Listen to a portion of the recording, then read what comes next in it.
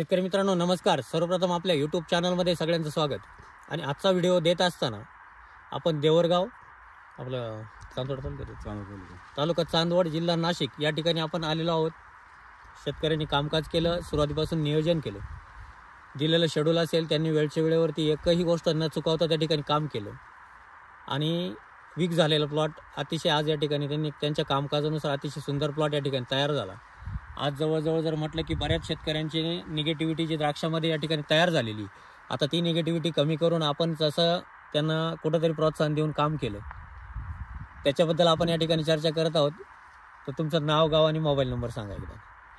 नाव Rameshwar Revji Shinde, mobile number 9893945000, Devargaon. आपली ओळख कशी झाली ते सांगा.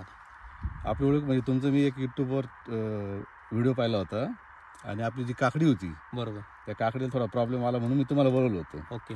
आणि त्या वर्षी बागाची काडी काही आलेली नव्हती. बरोबर. मग ती काडी आलेली नसल्यामुळं मी तर आता बाग तोडायच्याच प्लॅनमध्ये होतो. बरोबर. कारण हा बाग काही आता परवडणार नाही, काडी आलेली नाही, काही नाही. पण तुम्ही म्हटली ठेवला आणि तुम्ही सांगितल्या पद्धतीने काम केलं. बरोबर. या वर्षी मला खूप चांगला रिझल्ट आला. बरोबर. आणि तुमच्या सहकार्यानं असं म्हणा का माझ्या पहिल्या प्लॉटमध्ये माझ्या दोन्ही प्लॉटचा खर्च निघून गेला. बरोबर. आता या प्लॉटचे जे होतील ते मला शिल्लक राहणार. हा, नाही तर मागच्या वर्षी मी आलं तर कुऱ्हाडच लावणार होतो. आपला विषय पण झाला होता वेळेस की तुम्ही प्लॉट तोडायचं तुमच्या डोक्यातच होतं. तोडायचंच होता. तुम्हाला सांगितलं होतं तुम्ही 100% प्लॉट राहू दे, आपल्याला 100% फायदा होईल. बरोबर. हो, झालं. आणि झाडांची रिकव्हरी जर म्हटलं तर मागच्या वर्षी म्हणजे आमच्या मनात एक वेळ संभ्रम होता, खरं सांगतो बरं का. आमच्या मनात संभ्रम होता की तुमच्या प्लॉटकडे पाहून असं वाटत होतं की हा प्लॉट कितपत रिकव्हर होईल. अच्छा. 1 वर्ष जातं का 2 वर्ष जातं, पण योग का तो पहिल्याच वर्षी आपण चांगला रिकव्हर झाला. हो. म्हणजे याला आमच्यापेक्षा तुमचं महत्व आहे, कारण तुम्ही कामकाज वेळेवर केलं. मला नाही वाटत तुम्ही एकही गोष्ट टाळलेली आहे. काहीच नाही. ह्या वर्षी ठरवून टाकलं, तुम्ही जे सांगाल ते करायचं. नाही सक्सेस झाला तर कुऱ्हाड पाणी पाजून आणायची हे ठरलेलं होतं. आता या वर्षी आपल्याला अजून चांगलं नियोजन नक्कीच करायचंय. आपण सॉइल टेस्टिंग करून पुढचं नियोजन आपण त्या ठिकाणी करणार आहे. चालेल. माल जर बघितला आज योगायोग रेट पण वाढत आहे. आता क्लायमेटचा आपल्या हातात नाही, परंतु रेट नक्कीच आज जवळजवळ तुमचे सोनाक्याचे 35-40 पर्यंत रेट गेले. बरोबर आहे. आपल्याला त्या रेटने जरी माल विकला तरीही आपल्याला अतिशय चांगलं उत्पन्न त्या ठिकाणी होणार आहे. बरोबर.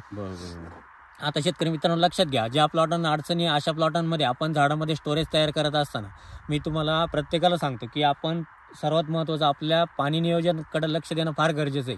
तुम्ही पाणी नियोजन असेल, मुळी जी आपण रूट डेव्हलपमेंट म्हणतो, ही जर चांगल्या पद्धतीने केली तर अजिबात कुठल्याही प्रकारची अडचण तुम्हाला त्या ठिकाणी येणार नाही. आणि ज्या प्लॉटांमध्ये गेलो, ज्या प्लॉटांमध्ये आम्ही नक्की सांगितलं की आपल्याला या प्लॉटांमध्ये रिकवर करून आपल्याला हा प्लॉट चांगला बनवायचा आहे, त्या प्लॉटांमध्ये नक्कीच आपले व्हिडिओ तुम्ही याच्या मागे पण जाऊन ते व्हिडिओ बघू शकता.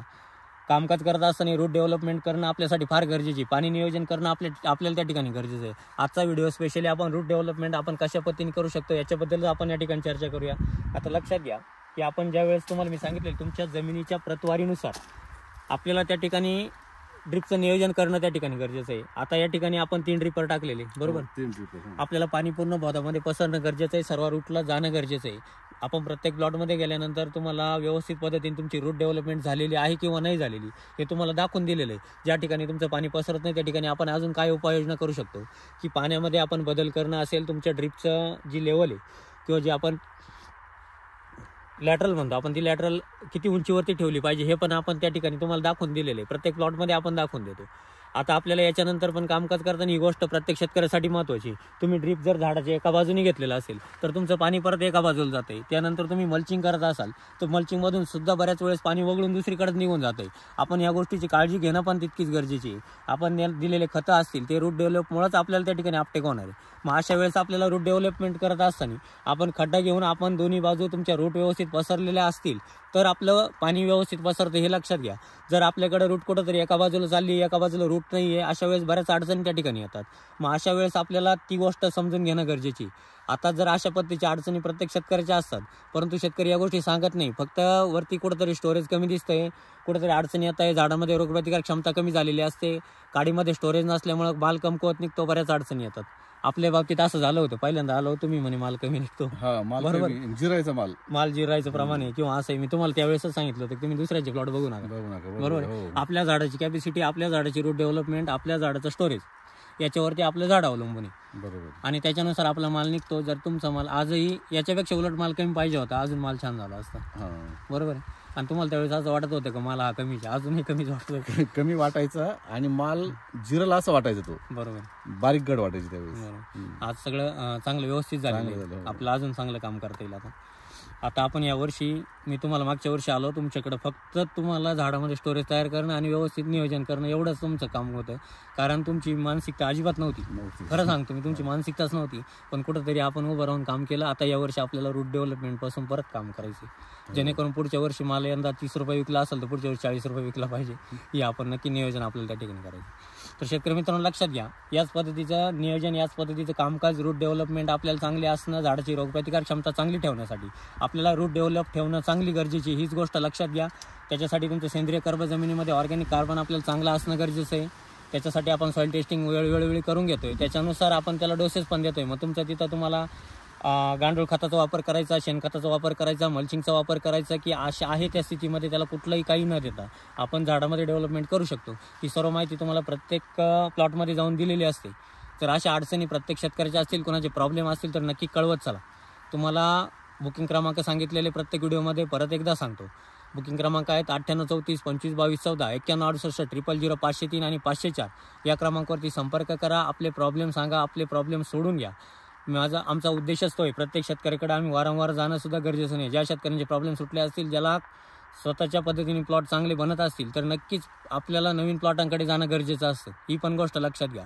आमचा उद्देशच तो आहे. प्रत्येक शेतकऱ्यांनी स्वतःच्या हिमतीवर, आणि आपण गेल्यानंतर तुम्हाला पण सांगितलेलं आहे, तुम्हाला मी औषध दिलं असेल, फवारणीला दिलं असेल, ड्रिपमधून सोडायला दिलं असेल, की या स्टेजला का दिलं, कशासाठी दिलं, फवारणीमधून का दिलं, हे प्रत्येक शेतकऱ्याला आपण विचारून घ्यायला लावतो. कारण ही गोष्ट तुमच्या लक्षात येणं गरजेची. जो घटक दिलेला आहे तो का दिला, या स्टेजला ते काय काम करणार आहे, आपण ड्रिपमधून का दिलेलं आहे. बरोबर आहे. बरोबर. या गोष्टी सुद्धा तितक्याच महत्त्वाच्या आहे. आणि हीच गोष्ट प्रत्येक शेतकऱ्यांनी समजून घेणं त्या ठिकाणी गरजेची. तर काय करा शेतकरी मित्रांनो, याच पद्धतीचे नवनवीन व्हिडिओ, प्रत्येकाचे प्रॉब्लेम, या सर्व गोष्टी समजून घेण्यासाठी आपल्या व्हिडिओला कोणी नवीन बघत असाल तर सबस्क्राईब करून घ्या, लाईक करा, शेअर करायला विसरू नका.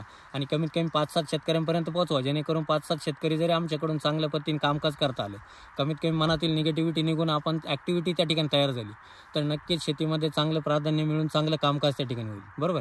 तर शेतकरी मित्रांनो काय करा, व्हिडिओ जास्तीत जास्त शेअर करा, प्रत्येक शेतकऱ्यापर्यंत पोहोचवा, जेणेकरून प्रत्येक शेतकऱ्याला चांगली माहिती मिळेल, त्या ठिकाणी मदत होईल. धन्यवाद.